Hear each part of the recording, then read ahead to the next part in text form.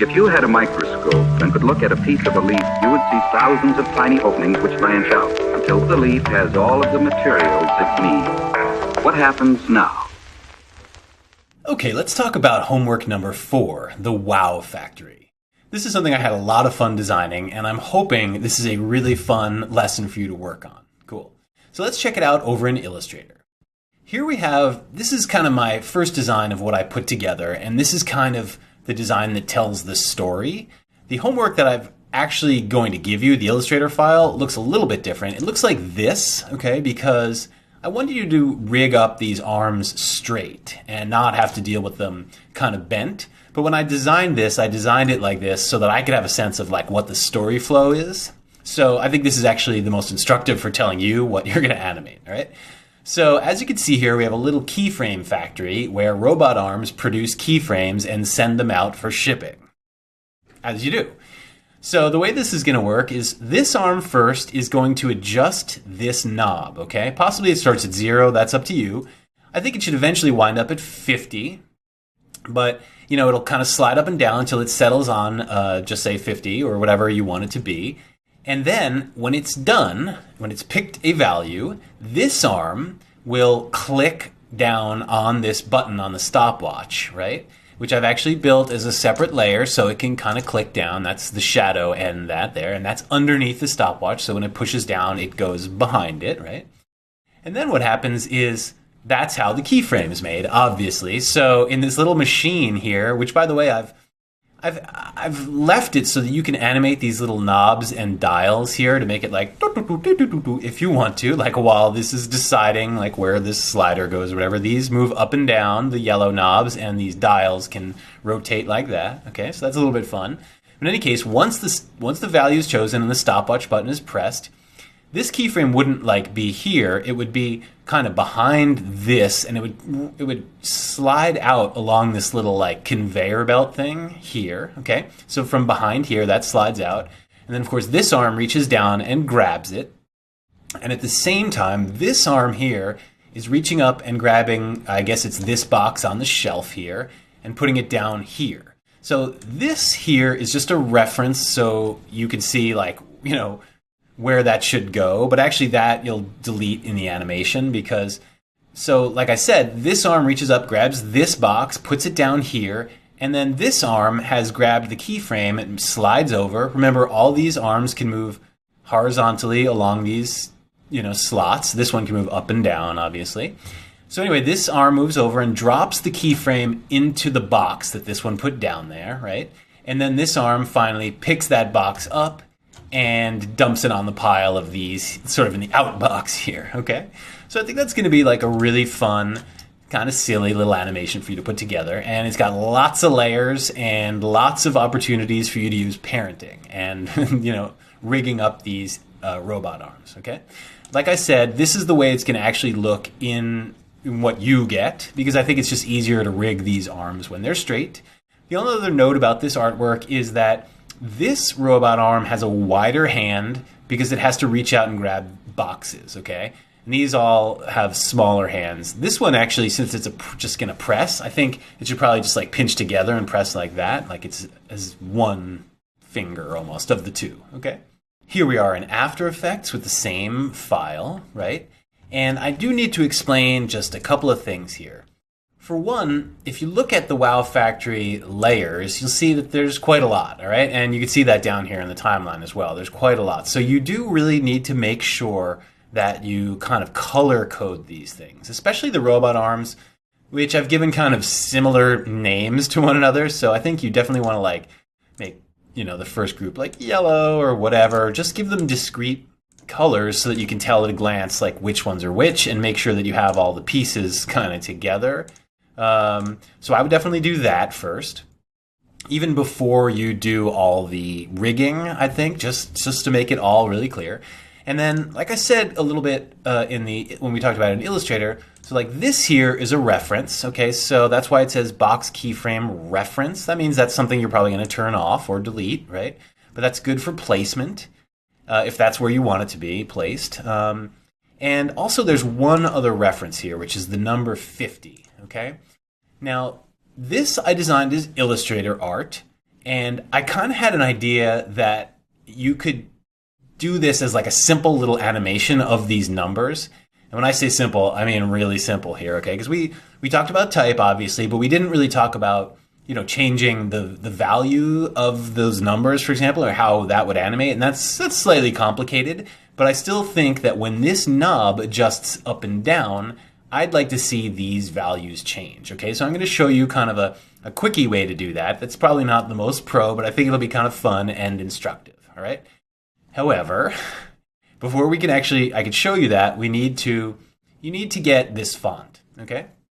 Or I guess you could use something similar, but I wanted to tell you about a website that has a great font that's actually very much like this, and I think it would be a really good one to use, and it's free, okay? And it's open source, so that's awesome.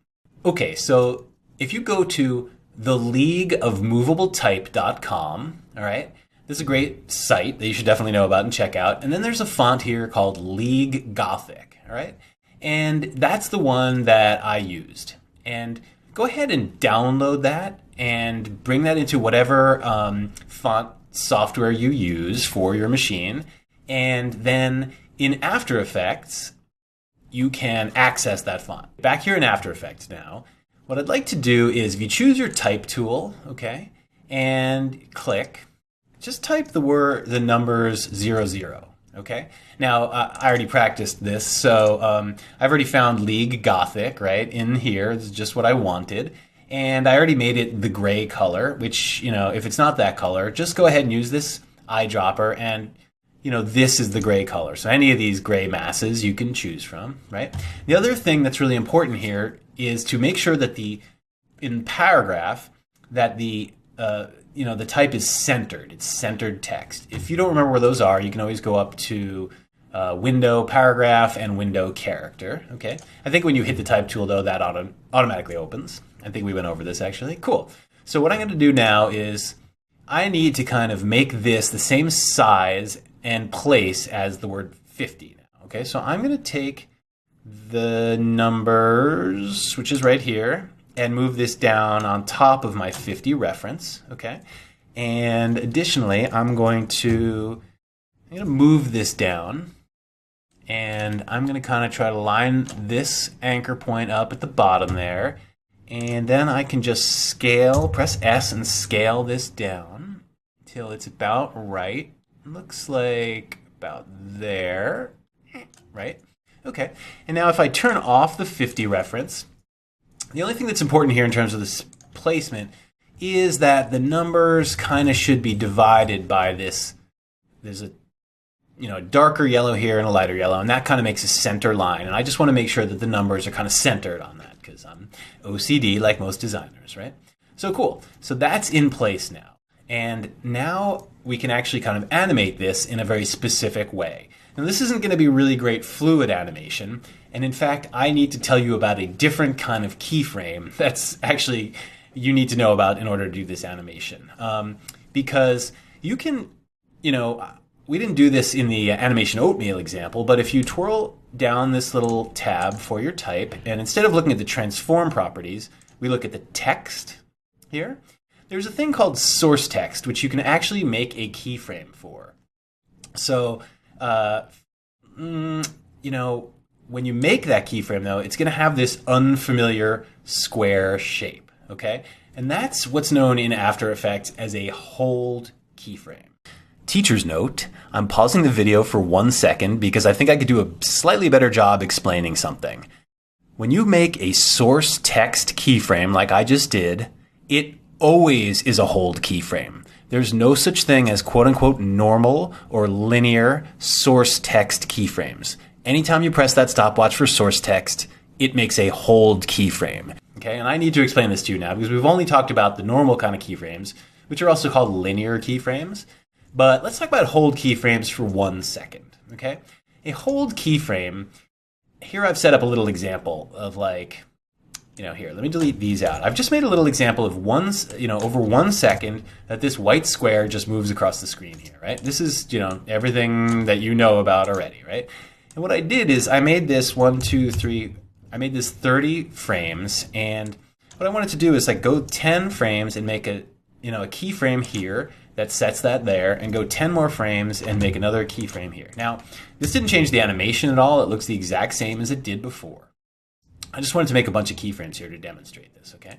If I were to select all these keyframes and right-click on any one of those, I could go down here in this menu to toggle hold keyframe. Now, the word toggle is not like a normal English word that anybody ever uses, I don't think, but it just means to turn on and turn off like a light switch. It's like a binary thing. It's either on 100% or it's off 100%. So keyframes could either be hold or non-hold, but they can't sort of be between, right? So it's toggling it, right? When I do that, it makes it kind of that same square shape, although slightly different. It's got like a diamond end and a square end. But don't worry, they're all the same kinds of hold keyframes, right?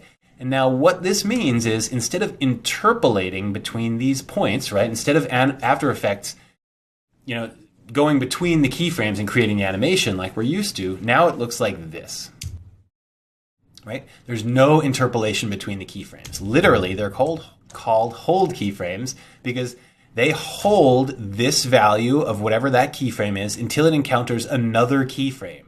And then it just changes all at once when it hits that keyframe. So it holds the value until it encounters another keyframe and then it changes it. And these, for example, they don't all need to be hold keyframes. So if I would have to command click on this to turn this back to linear keyframes. So now there could be like a hold keyframe and then animation and then it holds again, right? So you can have mixed hold and non-hold keyframes in one animation. It's not that big a deal. The shortcut, if you don't want to do that, right click and hold toggle hold keyframe is if you hold Option and Command and you click on highlighted keyframes, you turn them into hold keyframes. So that was Option and Command, right? At least on Mac. So now it looks like this again.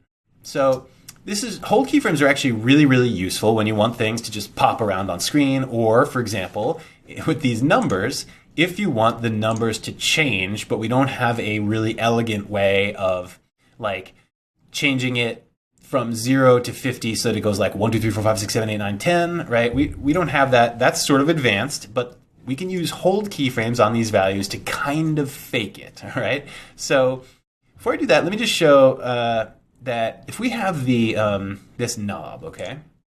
And I'm going to hit P to show the position of this. And if I like move this up to just say 0, and I'm going to just do like a quick animation here where to 20 frames and it moves down to just say 75, okay, and then 10 more frames.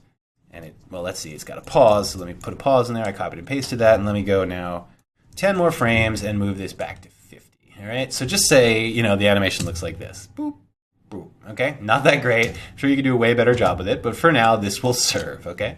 So these keyframes start at 0. And if I go here, I can now, follow with me, all right? I could double-click this, like we did with our type, and I could type 75, right? And now, if I click out of that, of course, it's a hold keyframe, so it's going to stay at 0 until it reaches this point of 75, right? And then it clicks, right? But what we could do is kind of fake this a little bit and say like, around here, it's like around 25, right? So I could double-click this and make a 25 type hold keyframe, right? And then when it gets to about here, it's about 50, so I could double-click this and type 50, right? And now I've created an animation that looks like this. Right, so and let me pull back a little because we're really close to that. Right, so we're kind of like faking it to look a little bit like it's counting. And let me go ahead and just like complete this just to see what this would look like. So 75 is being held, so we don't need another keyframe there because with hold keyframes, this whole idea of like a pause here is unnecessary because it's just holding, right? Sort of pre-paused, if you will. So now when this rolls down, just say to like here, it goes to 50, right there. So let's double click this and type 50. And what we can do to make this a little bit finer is we can go in between these keyframes to like to here, for example. Now this is 0 and this is 25. So this is around 12, let's just say. So we can double click this and make this say 12, right? And we can go to like here between 25 and 50. So that would be around 37, right? We're basically adding 12 onto these values, right? And then in between here and here, it's it's 62, right? It took me a second to do that math, all right? So 62, and essentially now let's check this out. And you can see like the more of these hold keyframes you put in here, the more it's just going to look like a fluid animation of it clicking up. So, in a way, you are creating like a pretty sophisticated animation here, right? So I'm not going to do that whole thing for you, but I think you can see now how that might work, right? So go ahead and get that font and try this out. I think this is a really fun method, right? I think everything else here should be fairly self-explanatory based on the lecture that I gave. Like I said, these can all move up and down. The real trick is going to be like getting these things to really reach out and grab and finding the right positions and everything for these. But I think you can have a lot of fun with it, and I think this will make a really cool project.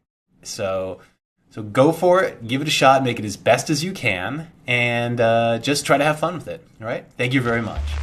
If you had a microscope and could look at a piece of a leaf, you would see thousands of tiny openings which branch out until the leaf has all of the materials it needs. What happens now?